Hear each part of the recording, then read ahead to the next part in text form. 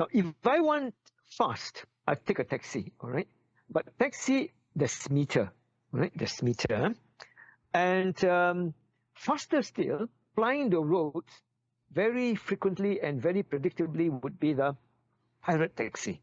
Do you hear of this pirate taxi? Yes, before the days of Uber and Grab. Far before when legislation came in to ban pirate taxi, that would be in 1970, towards the end of 1970, yeah? And the beginning of the golden age of Singapore, meaning that the URA comes and then you have a lot of demolishing, the third phase plan, and then they roll out all these changes, URA, and the satellite towns, Toa Payoh is being built, and then Teluk Blangah, and of course Bedok is being restructured.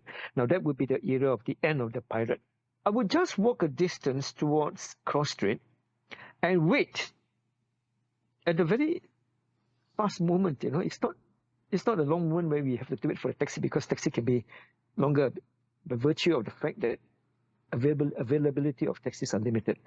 Pirate taxis, the gangsters, the unemployed, they get a car, they just drive off and pick up anybody.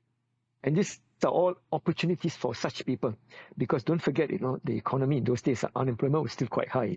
Although we were separated from Malaysia in 1965, and then you have that period of intensive hard work and intensive investment. You remember that was the time also, the age of the work permits.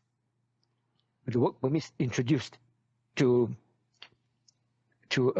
discourage, to preempt Malaysian workers to work in Singapore. So that was the time work permit was the thing. So high unemployment and a lot of jobless people, they take to driving pirate taxi. And pirate taxis means there's no limit to passengers. Taxis are limit of 4.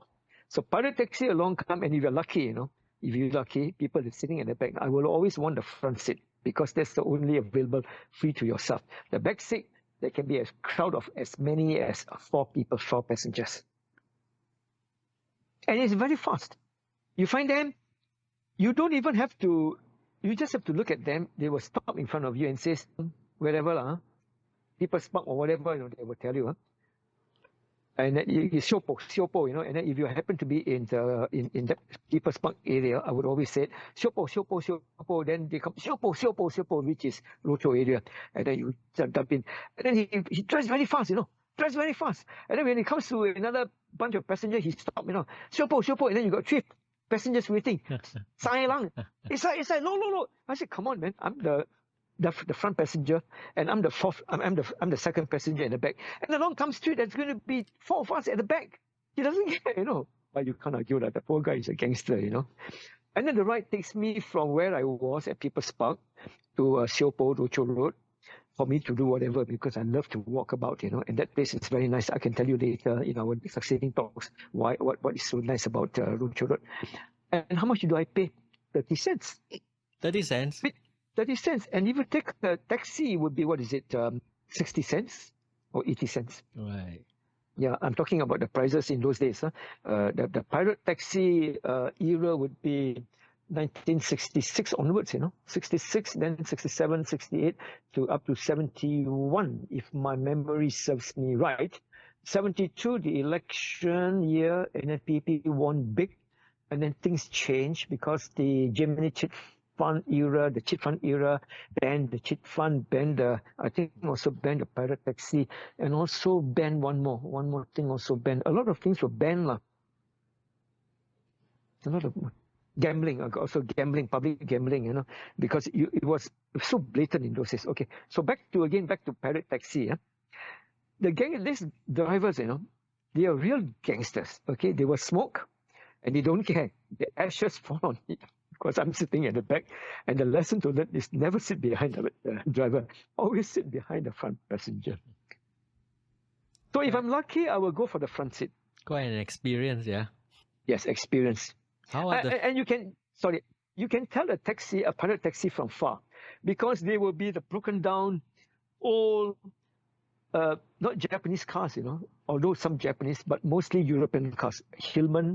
The Hillman car, the Ford car, the what else can I think of?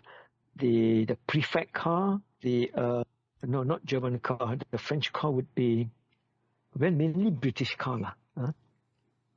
And then the early Japanese cars, the Datsun, and they are all very the outside bodywork, the paint lost faded color, and then a lot of smoke.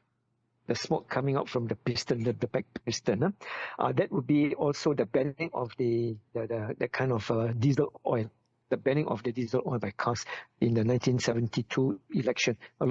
I mentioned to you, a lot of things were being banned. Hawkers were, pirate taxis were banned, including that kind of cars were banned. I guess the motive there is to move and encourage these people to give up this, whether it's hawking or pirate taxi driving, and make them get proper jobs, full-time jobs, factory jobs. Yes and no, because it is the easiest to earn money. To find an employment in Singapore in that era, before the 72 election, very difficult, Kaseng, really very difficult. Now, when you did your project on the Rollei was the biggest stock. It was a bigger stock because the German came in, and then we were talking about labor-oriented factories, labor-oriented industries, bringing in a lot of opening up opportunities for labor-intensive workers using their hand, unskilled and probably semi-skilled, but skilled very highly, because that would be a different dynamics altogether. It is to mop up the very intensive and extensive populated people of my generation, which did not stop at 2, because we are talking about just about those generation after the war, the sudden population growth from 1946-47 until 1958, Lim Yew Hock, then PAP, Lee Kuan Yew's 1959, Ong Eng Guan's first, he was minister, he was mayor, and then eventually national development minister. The first in a manifesto, party manifesto, was population, and stopped at 2.